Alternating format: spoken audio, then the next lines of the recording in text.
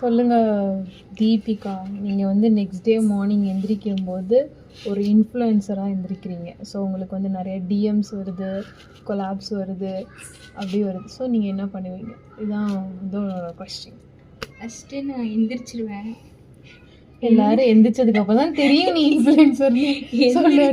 எந்திரிச்சு ஃபோனெல்லாம் வச்சு ட்ரைபாட்லாம் செட் பண்ணிட்டு திருப்பி தூங்குன மாதிரி நடிச்சுட்டு இப்போ தான் நான் எந்திரிச்சேன் ஓகே அப்படின்னு ஒரு ஆக்டிங் போடுவேன். ஏன்னா அது மார்னிங் vlog. சரி, நீங்கள் அதே டைம் நீங்கள் ஐடிலையும் ஒர்க் பண்ணுறீங்களா? அதை எப்படி மேனேஜ் பண்ண போகிறீங்க சொல்லுங்கள். எங்களுக்கு ஷிஃப்ட் மாறி மாறி வரும். இப்போ நான் மார்னிங் ஷிஃப்ட் பார்த்தா மார்னிங் vlog போடுவேன், ஆஃப்டர்நூன் ஷிஃப்ட் பார்த்தா ஆஃப்டர்நூன் vlog. ஓகே. சரி, நீங்க இன்ஃப்ளூயன்சர் ஆல்ரெடி இன்ஃப்ளூயன்சர் தான். சொல்லுங்க உங்களோட இப்போ இன்ஃப்ளூயன்சர் இருக்கிறவங்களோட ரொட்டீன். இப்போ நான் ஆக்சுவலாக கொஞ்சம் பிக் ஃபேமஸாக இல்லை, நான் ஃபேமஸ் ஆகிட்டேன்னா என்னோட சீனே வேறு. உங்களோட அந்த ஒரு ஃபேனை பற்றி நீங்கள் என்ன நினைக்கிறீங்க?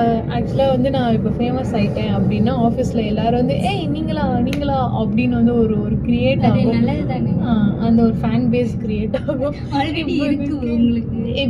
யாரு வேடு சுத்துறா?